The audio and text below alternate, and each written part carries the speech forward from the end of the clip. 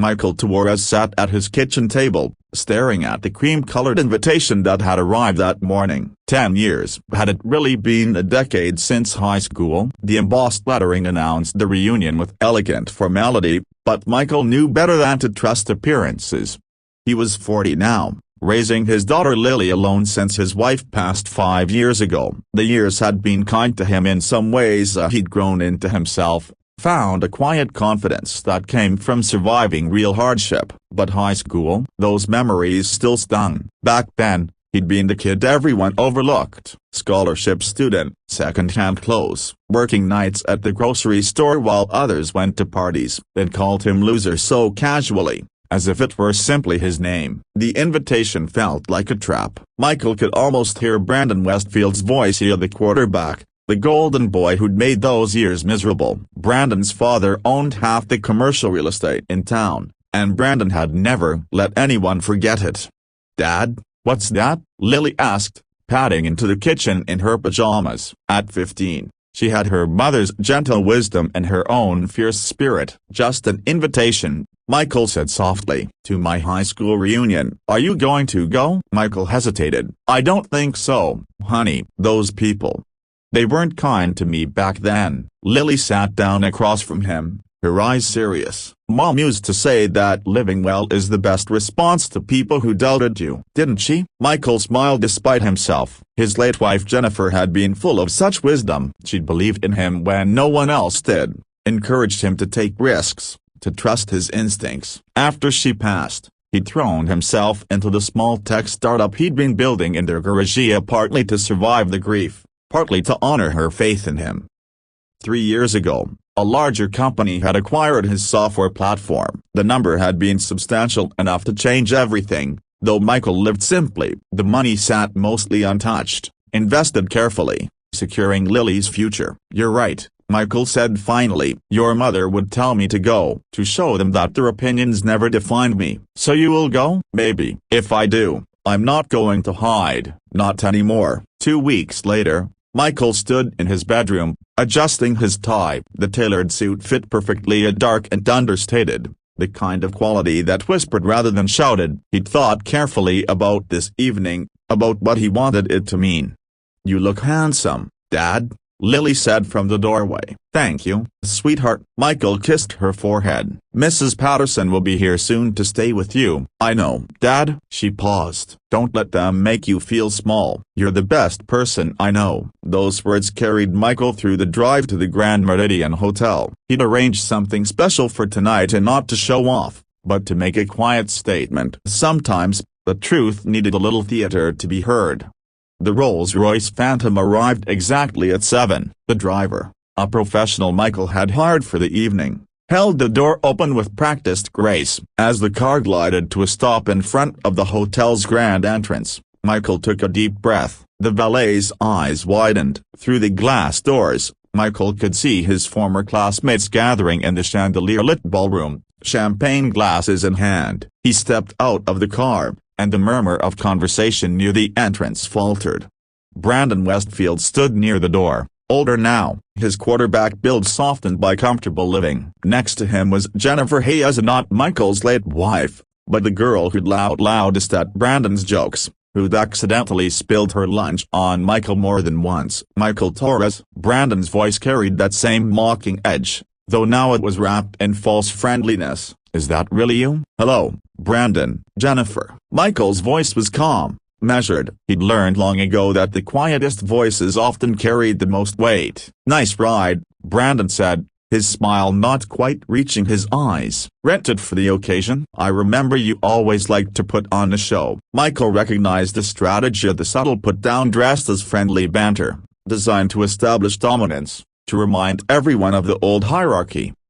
"Actually, I hired it for the evening," Michael said simply. "My regular car is in the shop." Nothing dramatic, just practical. Jennifer's eyes narrowed. "What do you do now, Michael?" "Still working retail." There it was, the assumption that he'd remained frozen in place, that their high school verdict had been final. "I developed software," Michael said. "Sold the company a few years back. These days, I mostly focus on raising my daughter." The silence that followed was profound. Brandon's smile wavered. Software, Brandon repeated. Like apps, enterprise security systems. Actually, the platform is used by about 40% of Fortune 500 companies now. Michael kept his tone conversational, as if discussing the weather. But honestly, the best part of my life is being Lily's father. She's 15, smart as a whip, reminds me of her mother every day. You're married? Jennifer asked, her voice softer now. Widowed. 5 years ago. Cancer. Michael said it simply. He'd learned that grief didn't need embellishment. Jennifer was remarkable. She believed in me when I was still figuring out who I was. She's the reason I took the risks that led to success. Brandon shifted uncomfortably. Around them, other classmates had gathered, drawn by curiosity and the unmistakable presence of that Rolls-Royce idling outside. Look, man, Brandon said, and for the first time, his voice held something real. I was a jerk in high school. We were jerks. I'm sorry. That's not worth much now, but it's true. Michael studied him for a moment. Brandon looked tired under the ballroom lights, his eyes carrying the weight of years that hadn't been as kind as he'd expected them to be. Thank you, Michael said. I appreciate that. Did you come here to show us up? Jennifer asked quietly. Because if you did, I'd understand. We deserve it. Michael shook his head slowly. I came because my daughter reminded me of something my wife used to say, that living well is the best response to people who doubted you. Not living well to prove them wrong, but living well because it's what you deserve. The Rolls-Royce, that's just transportation. The real measure of my life is that I'm raising a kind, thoughtful daughter, that I've built something meaningful, that I've loved deeply and survived devastating loss. He paused, looking around at the gathered faces, some embarrassed, some curious, all attentive. High school was hard. You all made it harder. But you know what? It also made me stronger. It taught me that other people's opinions are just that, opinions. They don't define reality unless we let them. Brandon extended his hand. You're a better man than I am, Torres. Than I was, anyway. Michael shook it firmly. We're all just trying to figure life out, Brandon. Some of us just had to start from a harder place. The evening unfolded differently than Michael had imagined. Conversations happened at real ones, where former classmates asked genuine questions about his life, his daughter, his journey. Some apologized, others simply listened, perhaps seeing him clearly for the first time. Around 11, Michael slipped outside for air. The Rolls-Royce still waited, a gleaming statement that meant less now than it had hours ago. Michael, a voice called from behind. He turned to see Sarah Chen, one of the few people who'd been kind to him in high school. She'd been quiet back then, easy to overlook. Sarah, good to see you. I wanted to tell you, she said, what you said in there, about opinions not defining reality. I needed to hear that. I've spent 10 years letting my high school insecurities define my choices. Watching you tonight, it reminded me that we get to write our own stories. Michael smiled.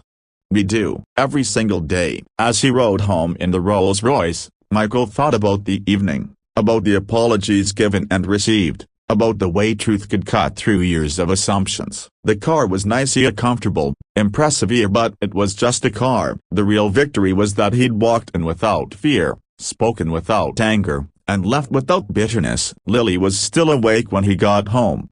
How was it? She asked. Interesting, Michael said, sitting beside her. You know what I learned tonight? What? That your mother was right. Living well isn't about showing off or proving people wrong. It's about knowing your own worth, regardless of what anyone else thinks. The Rolls-Royce got their attention, but the truth is what mattered. Lily hugged him tight. I'm proud of you, Dad. I'm proud of us, Michael whispered. We've built a good life. Your mom would be proud too. Outside, the night settled over their quiet neighborhood. The Rolls-Royce was gone, returned to the rental company, but the truth remained, solid and unshakable. Michael Torres had never been a loser. He'd always been exactly who he needed to be: a survivor, a father, a man who'd learned that true success wasn't measured in cars or companies, but in character forged through fire. And that was worth more than all the luxury vehicles in the world.